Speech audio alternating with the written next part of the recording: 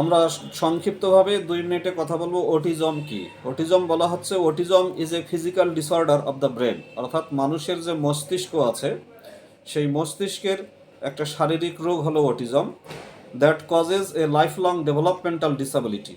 এই মস্তিষ্কের এই রোগ থেকে মানুষের সারাটা জীবন ধরে নানাবিধ শারীরিক অক্ষমতার তৈরি হয়। Unfortunately a number of boys and girls become victim of autism after their birth. দুঃখজনক হলো সত্য যে অনেকগুলো ছেলে এবং মেয়ে তাদের জন্মের পরে এই অটিজম রোগে আক্রান্ত হয়। Children with autism very widely in their activities, abilities, behaviours etcetera.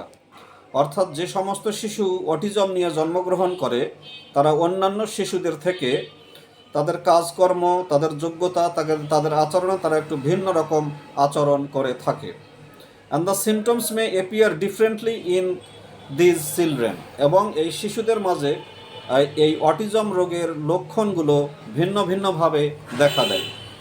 The sorrows and sufferings of the parents of those autistic children no bounds. অর্থাৎ যে সমস্ত শিশুরা অটিজম নিয়ে জন্মগ্রহণ করে তাদের পিতামাতার দুঃখ কষ্টের শেষ থাকে না। Though the autistic children are quite different in activities from the normal children.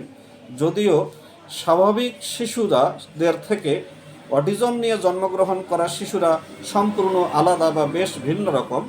They should not be neglected, কিন্তু এই অটিজমে আক্রান্ত শিশুদেরকে কখনোই অবহেলা, ঘৃণার চোখে দেখা উচিত নয়। Rather we have a great responsibility towards them আর টুয়ার্ডস দ্য অটিস্টিক চিলড্রেন। অর্থাৎ তার পরিবর্তে যে সমস্ত শিশু অটিজম নিয়ে জন্মগ্রহণ করে তাদের প্রতি আমাদের একটা বিশাল বড় দায়িত্ব আছে। এই অটিস্টিক শিশুরা তারা কিন্তু আমাদের মতো স্বাভাবিক লাইফ লিড করতে পারে না, বাট তাদের স্পেশাল কিছু যোগ্যতা আছে। সেই যোগ্যতাগুলো যদি আমরা অ্যাপ্রিসিয়েট করি, অর্থাৎ সেই যোগ্যতাগুলো বুঝে তাদেরকে যদি সেভাবে কাজ করি, তাদেরকে গ্রো আপ করি, তাহলে তারাও এক সময় সমাজের সম্পদ বোঝা নয় সম্পদে পরিণত হবে। সবাই ভালো থাকবেন, সবার মাঝে এই সচেতনতা তৈরি হবে। সবাইকে ধন্যবাদ এবং সবার সুস্বাস্থ্য কামনা করছি।